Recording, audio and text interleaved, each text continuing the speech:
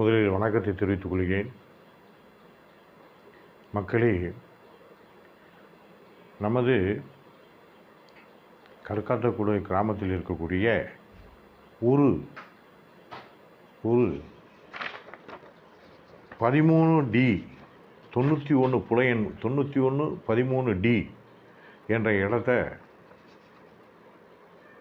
எங்கே இருக்குது என்று அளந்து அதனுடைய விவரத்தை மாண்புமை மாவட்ட உரிமையியல் நீதிமன்றம் திருவாடானை ஒரு ஆணையத்தை அமைச்சு தெளிவுபடுத்த அனுப்பியுள்ளார்கள்.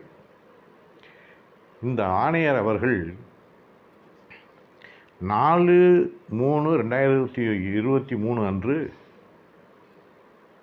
சர்வேயர் மூலமாக வந்து அளந்திருக்காங்க.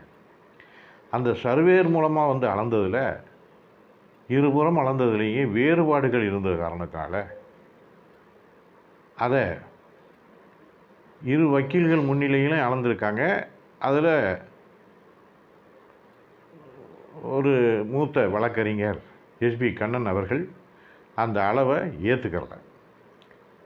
ஆகவே அவர்கள் இது சரியான அளவு இல்லை, நீங்கள் சரியாக அளக்கணும் அப்படின்னு சொன்னோடனே அந்த கோரிக்கையை ஆணையர் மறுத்ததுனால அந்த இடத்துல ஒரு சரியான ஒரு தீர்வு கிடைக்காம ஆணையர் அவர்களும் புறப்பட்டு சென்று விட்டார்கள். இந்த ஆணையரும் அதனுடைய விவரத்தை நீதிமன்றத்தில் சமர்ப்பிச்சிருக்காங்க. அதே மாதிரிக அந்த வழக்கறிஞர் எஸ்பி கண்ணன் அவர்களும் அவர்கள் தரப்பு கணிப்பையும் அவர்கள் தெரிவிச்சிருக்காங்க. நீதிமன்றம் அந்த எஸ்பி கண்ணன் தரப்பு வாதத்தை ஏற்று மறு தேதியில் தலைமை அளவலர், அதாவது ஹெட் சர்வேயரை வச்சு அளக்கிறதுக்கு உத்தரவு போட்டிருக்காங்க.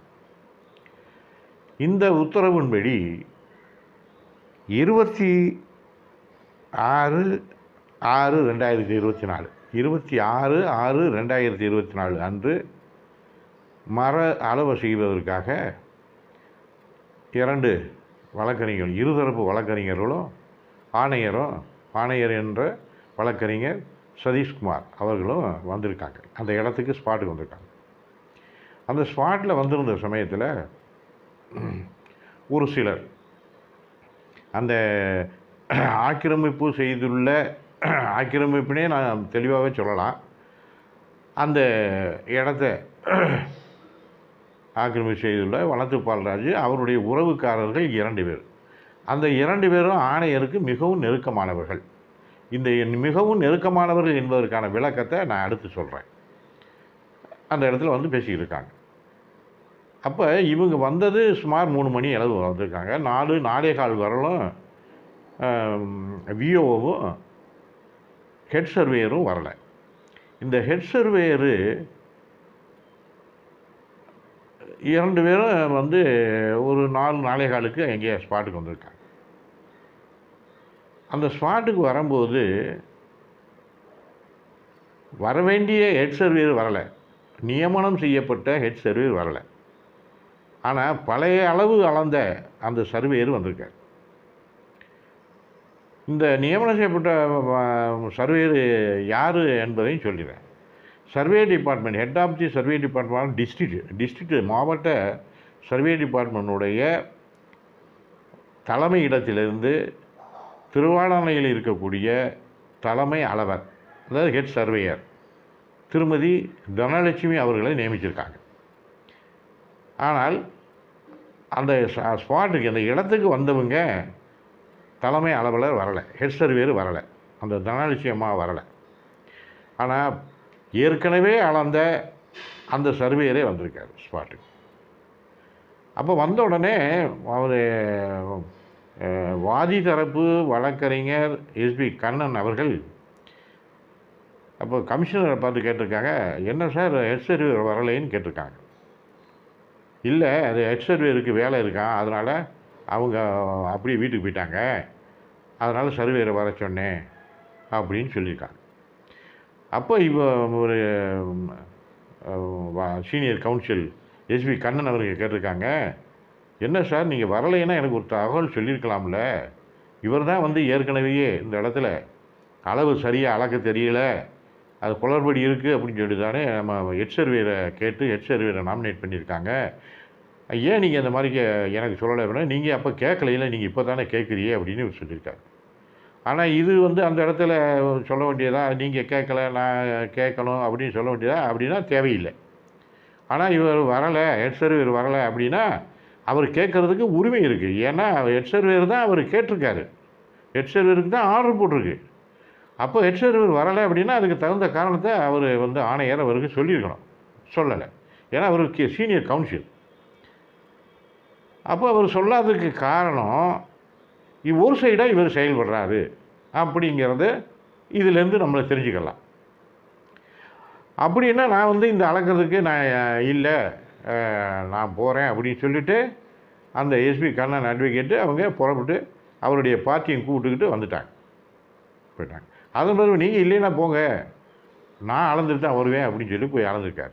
அப்போ இதிலேருந்து என்ன தெரியுது அப்படின்னா, இவர் ஒரு சைடாக இவர் இயங்குறாரு அப்படின்னு நல்லா தெளிவாக தெரியுது. அப்போ இவங்க போய் அவர் புறப்பட்டு போயிட்டாங்க, இவங்க போய் அளந்துருக்காங்க. அளக்கும்போது ஆக்கிரமித்து நல்லா இந்த இடத்துல நீங்கள் மக்கள் நல்லா கவனிக்கணும், இதுக்குள்ள ஆவணத்தை நான் பின்னாடி போடுவேன்.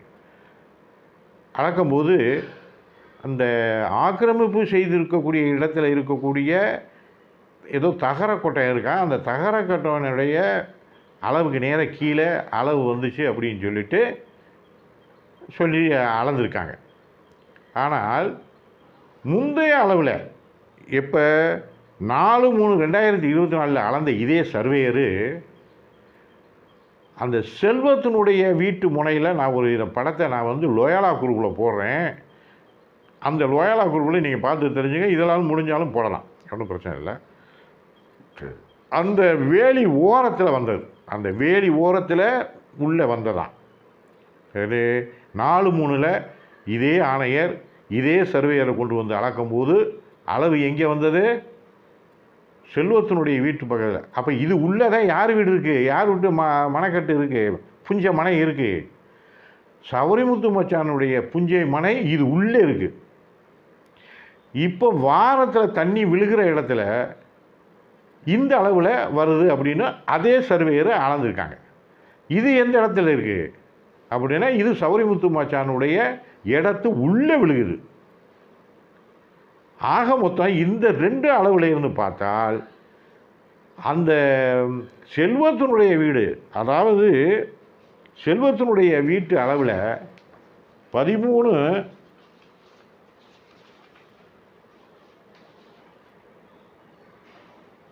13A ஒரு 1.25 அளவுக்கு இந்த ஆக்கிரமிக்கப்பட்டுள்ள இடத்து ஓரத்தில் அளவு வருது. இவர் அளக்கும் போது, முதல்ல அளக்கும் போது இதே சர்வேயரு, இப்போ அதே சர்வேயர் அளக்கும் போது எங்கே வருது அப்படின்னா, இவங்க கட்டடம் கட்டி வாரம் இறக்கி அந்த தண்ணி விழுகிற இடத்துல வருது. இந்த கட்டடம் எங்கே கட்டியிருக்காங்க அப்படின்னா, அந்த சவரிமுத்து மச்சானுடைய இடத்துல ஒரு பாதி இடத்துக்கு ஆக்கிரமித்து கட்டப்பட்ட கட்டடத்துக்குள்ளே. ஆனால் அந்த கட்டடத்துக்கு வெளிப்புறத்தில் வேலி போட்டு இவருடைய முழுமையான இடத்தையும் உள்ளே எடுத்து செல்வத்தினுடைய இடத்துலையும் ஒரு 1.25 அடி இடத்துலையும் இவங்க வேலியை போட்டு, கம்பி வேலி போட்டு பென்சிங் போட்டு வச்சுருக்காங்க.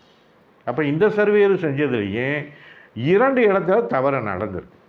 அப்போ முதல் அளவில் அவுட்டரில் வருது, இந்த அளவில் இங்கே வருது. முதல் அளவில் வளர்க்கும்போது அது சீனியர் கவுன்சில் வாதிய தரப்பு வழக்கறிஞர் அங்கே இருக்கிறார். ஆனால் இந்த தடவை வளர்க்கும்போது அந்த அளவில் இல்லை. இந்த இடத்துல ஒன்று நான் சுட்டி காட்ட வேண்டியது ஒரு விஷயம் இருக்குது, அதை நான் சொல்கிறேன். அந்த ஹெட் சர்வேருக்கு தான் நீதிமன்றம் உத்தரவு போட்டிருக்கு. அந்த நீதிமன்ற உத்தரவை இந்த இடத்துல ஆணையர் அவர்கள் அவமதிச்சிருக்காங்க அப்படின்னு என்னுடைய கருத்து. அது நீங்கள் மக்கள் நீங்கள் எப்படி நினச்சிக்கோங்க. நீதிமன்றம் ஏற்கனவே திருப்தி அடையலை, அதனால தான் ஹெட் சர்வேயரை நாமினேட் பண்ணியிருக்காங்க. ஆனால் அது பிரகாரம் செயல்படவில்லை. ஆகவே ஆணையர் நீதிமன்ற உத்தரவை அவமதிச்சிருக்கிறாரு அப்படின்னுடைய என்னுடைய கருத்து. இன்னொரு ஒரு விஷயம் என்ன அப்படின்னா, அந்த இடத்துக்குள்ளே அந்த இடத்துல அங்கே எனக்கும் இடம் இருக்குது, எங்கள் பூர்வீக சொத்து அங்கே இருக்குது. அந்த வாதி தரப்பு வழக்கறிஞர் சீனியர் கவுன்சில் வந்து எஸ்பி கண்ணன் அவர்கள் அங்கே இல்லாமல் அந்த இடத்துல அளக்க போனதும் என்னை பொறுத்தவரையிலே தவறு அப்படின்றத நான் சொல்கிறேன். இறங்கியிருக்கவே கூடாது. ஏன்னா இருதரப்பு வழக்கறிஞரை வச்சு தான் அவங்க இறங்கணும் அந்த இடத்துல. ஆனால் இவர் இல்லாமல் அவர் போய் இறங்கி அளக்கிறேன் அப்படின்னா இவர் ஒன் சைடாக செயல்பட்டுருக்காரு அப்படிங்கிறது இதில் தெளிவாக தெரியுது. நல்லா மக்கள் நல்லா புரிஞ்சிருப்பீங்கன்னு நினைக்கிறேன். ஆக இவர் ஆணையர் அந்த இடத்துல இறங்கி கூடாது. அது தலைமை அளவர், அதாவது ஹெட் சர்வேயர் இல்லாமல் அளக்க வந்திருக்கக்கூடாது. ஆக இதிலிருந்து இவர் என்ன ஒன் சைடாக இவர் செயல்பட்டுருக்கார். ஆனால் இப்போ இந்த அறிக்கைகளை வச்சு மாண்புமை மாவட்ட உரிமையியல் நீதிமன்றம் திருவாடானை பார் கவுன்சிலுக்கு இந்த விவரத்தை இந்த ஆணையர் அவர்கள் முறை தவறி செயல்பட்டுள்ளார் என்று நடவடிக்கைக்கு பரிந்துரை செய்ய நான் பணிவோடு கேட்டுக்கிறேன். ஏன்னா எந்த இடத்துல ஒரு நீதிமன்றம் ஒரு அந்த ஸ்பாட்டில் என்ன இருக்குது அப்படிங்கிறத தெரிஞ்சுக்கிறதுக்கு, உண்மையான நிலவரத்தை தெரிஞ்சுக்கிறதுக்கு தான் ஒரு ஆணையரை நியமிக்கிறாங்க. அந்த ஆணையர் ஒன் சைடாக செயல்பட்டுருக்காருன்னு தெளிவாக தெரியுது. அப்போ இதுக்கு வந்து நீதிமன்றம் கடமைப்பட்டுள்ளது பார் கவுன்சிலுக்கு இது பற்றிய விவரத்தை நீதிமன்ற அவமதிப்பு உத்தரவை அவமதித்ததுக்கும், அப்புறம் வழக்கறிஞர் வாதிதரப்பு வழக்கறிஞர் இல்லாமல் இடத்தை அளந்ததுக்கும், 2 விதமான அளவுகளை ஒரு சுட்டி காட்டினதுக்கும் கண்டிப்பாக நடவடிக்கை எடுக்க பரிந்துரை பணிவோடு மாண்புமை நீதிமன்றத்தை நான் வேண்டுறேன். அடுத்து ஒரு சம்பவம், இது முடிச்சுட்டு இவர் மேலே வரும்போது, யார் ஆணையர் அவர்கள் வரும்போது, அங்கே என்ன வாதி தரப்பு வழக்கறிஞர் இல்லை, அங்கே இருக்கிறது யார், எதிர்தரப்பு வழக்கறிஞர் இருக்காங்க. அப்புறம் அவருக்கு வேண்டிய 2 பேர் இருக்காங்க. யார், மதிப்புமிக்க எலியாஸ் என்ற இன்னாசி, மதிப்புமிக்க காரிதர்சி சேகர். இவங்க இருவரும் அந்த எதிர்தரப்பு வனத்து பால்ராஜனுடைய மாமா மைத்துனர் என்பது ஊரறிந்த உண்மை. இப்போ இவங்க இருவரும் அந்த இடத்துல இருக்கும்போது இவர் சொல்லியிருக்காரு, ஆணையர் சொல்லியிருக்காரு, நம்ம இப்போ ஆணையராக இருக்கிறதுனால தான் இதை பேசிக்கிட்டே இருக்கோம். வழக்கறிஞர்லாம் அது அவங்க சைடில் என்ன வேணாலும் பேசிட்டு போகலாம்.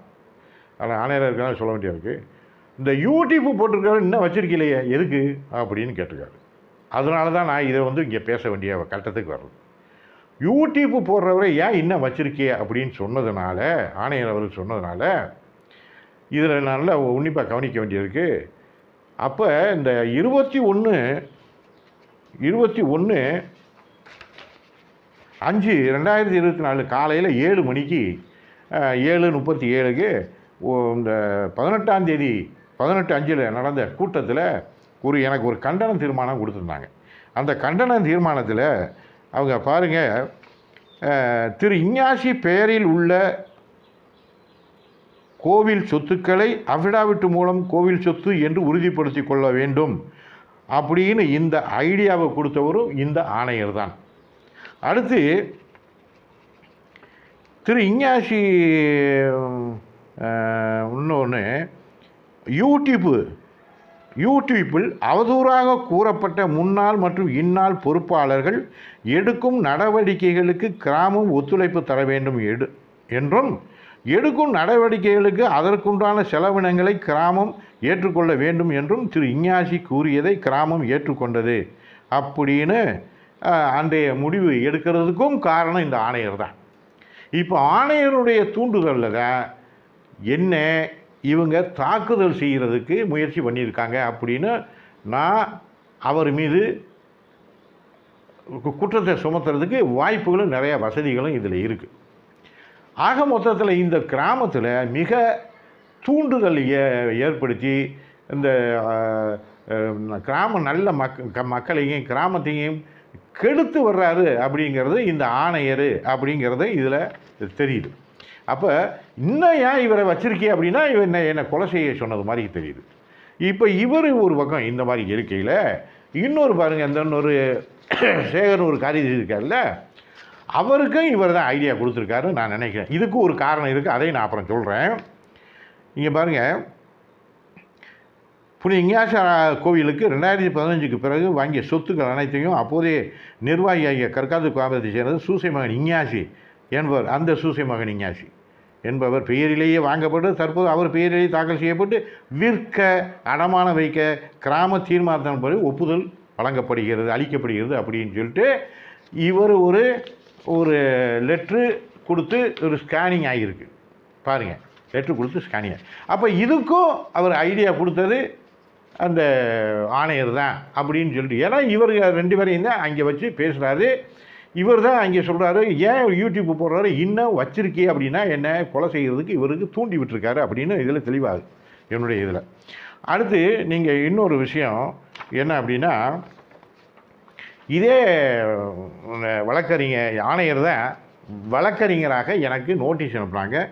12/8/2022 இந்த அவர்கள் தரப்பு பார்ட்டியினுடைய சார்பாக எனக்கு வழக்கறிஞர் சசிகுமார் நோட்டீஸ் அனுப்பினாங்க.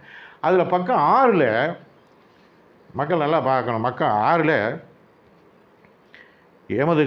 எமது கட்சிக்காரர் கிராம பொதுமக்களின் நலனுக்கு விரோதமாக எக்காலத்திலும் செயல்படவில்லை அப்படின்னு அவர் சொல்லியிருக்காரு. இவர் அதை சொல்கிறார். இந்த அசைன்மெண்ட் சொத்துக்களை பூரா பட்டா போட்டதுக்கு முழு காரணம் இந்த இவருடைய ஒத்துழைப்பு அங்கே இருந்திருக்கு அப்படின்னு இதை தெளிவாகுது. அப்புறம் அந்த இன்னாசி என்பவர் சொல்கிறாரு, நான் நீர்மாலை எடுக்கிறதுக்கு யாம்ட்டு இடத்துல தான் இடம் விட்டு கொடுத்துருக்கேன் அப்படின்னு அவர் சொல்லியிருக்கார். ஆக இந்த கோயில் சொத்தை பட்டா போட்டு கொடுக்கறதுக்கும் அவருக்கு அங்கே சொத்து இல்லை, ஆனால் மக்களை நம்ப வைக்கிறதுக்காக ஒரு பொய்யான ஒரு தகவலை இந்த எலியாஸ் என்ற இஞ்ஞாசி சொல்கிறாப்புல. அதுக்கும் இவர் தான் தூண்டுதல் அப்படின்னு தெரியுது. அடுத்து பாருங்கள், ஒரு இடத்துல இதே இதில் சொல்கிறாரு. என்ன சொல்லியிருக்காங்க அப்படின்னா, வேறு கட்சிக்காரருக்கு சார்பாக இந்த சசிகுமார் அட்வொகேட் சொல்கிறாரு, கோவில் சொத்துக்களையோ பொது சொத்துக்களையோ அபகரிக்கலைன்னு சொல்கிறார். நான் கோயில் சொத்தை தான் அபகரிச்சிருக்காரு அப்படின்னு நான் சொல்லியிருக்கேன்.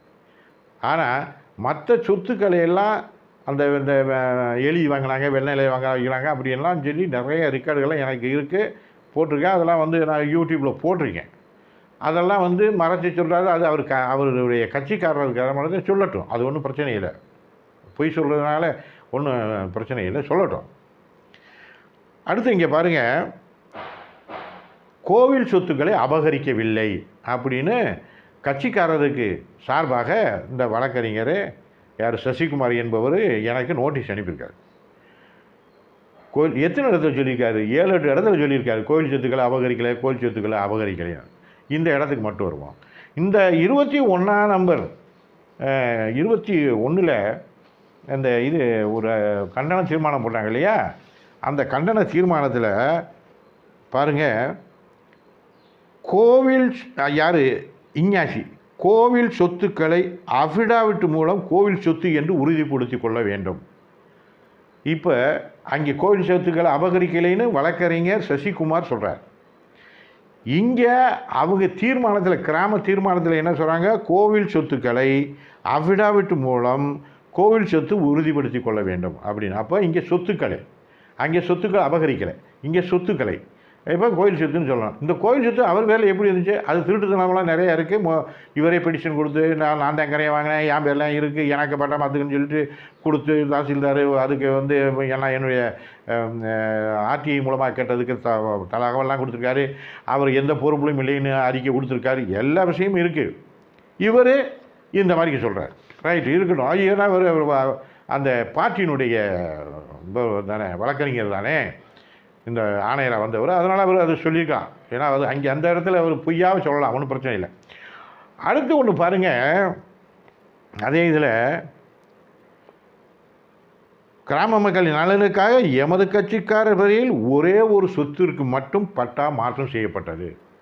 நான் 3 சொத்தையும் பட்டா மாற்றிருக்கான்னு நான் சொல்லியிருக்கேன்.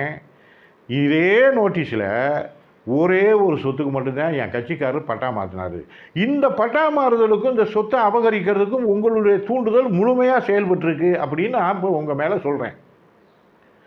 ஏன்னா இப்போ ராமநாதபுரம் சார்பு நீதிமன்றத்தில் அவதூறு வழக்கு தொடுத்திருக்கிறது கட்சிக்காரர்களுக்கு சார்பாக சசிகுமார் அவர்கள்.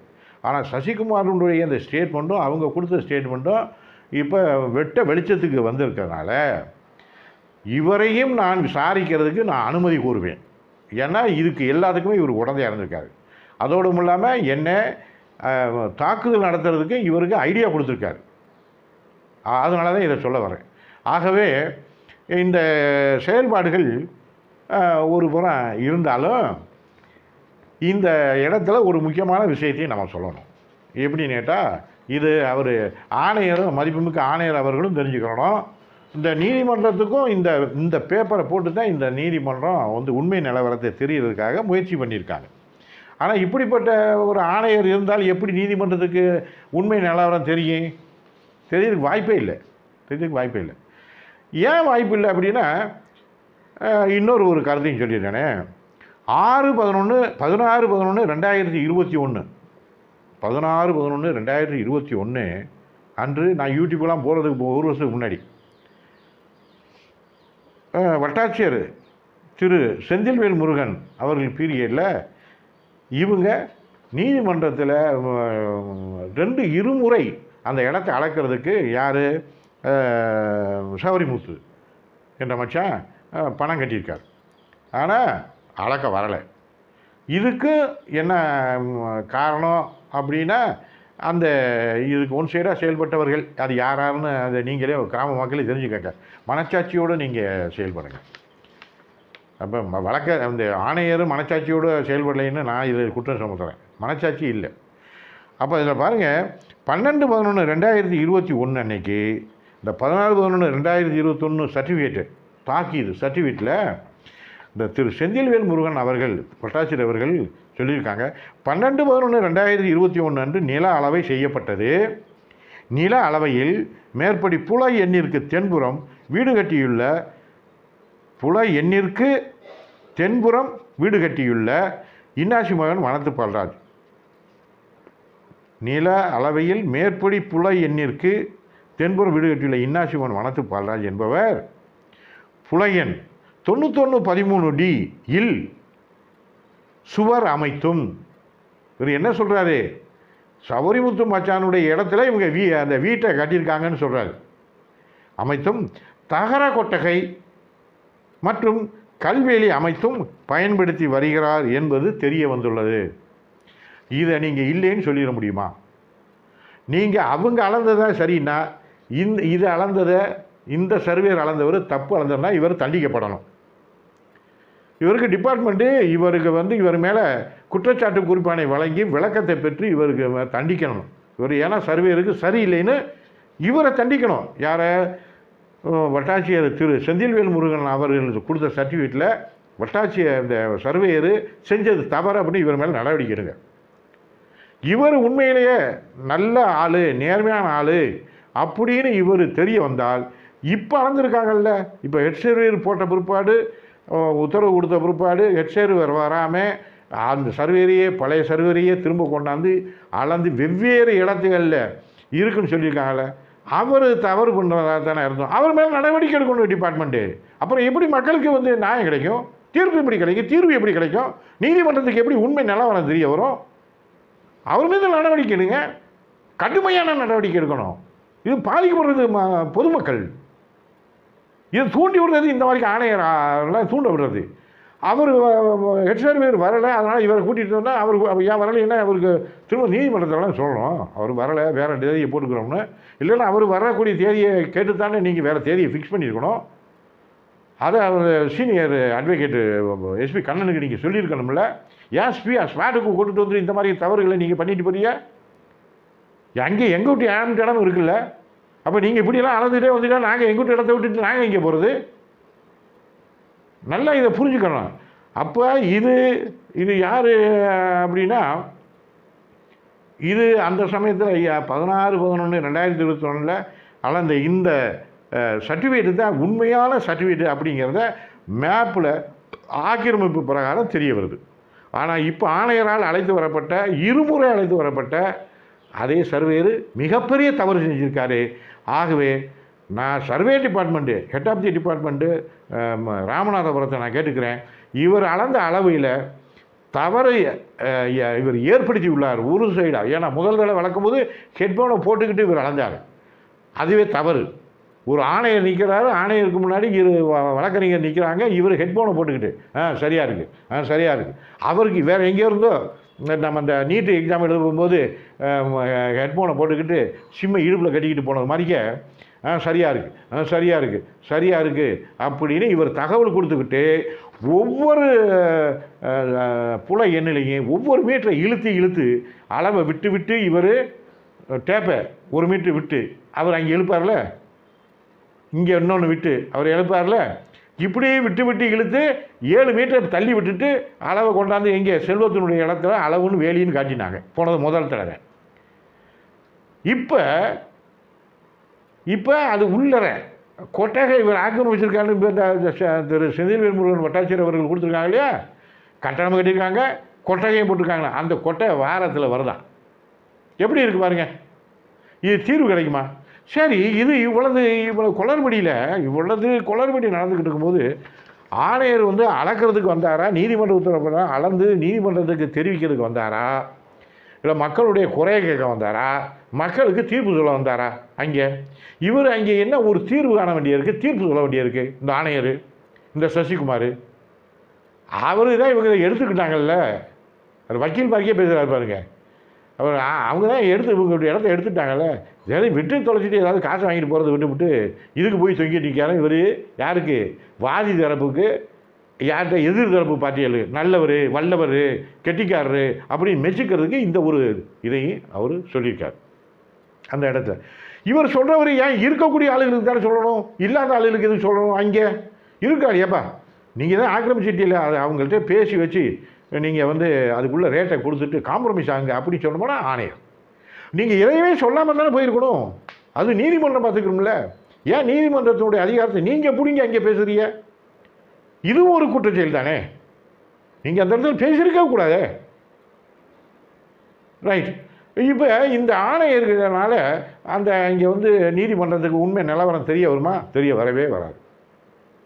ஆகவே அடுத்து நீதிமன்றம் என்ன உத்தரவு போடுதுன்னு பொறுத்து இருந்து பார்ப்போம். மக்களுக்கு நன்றி.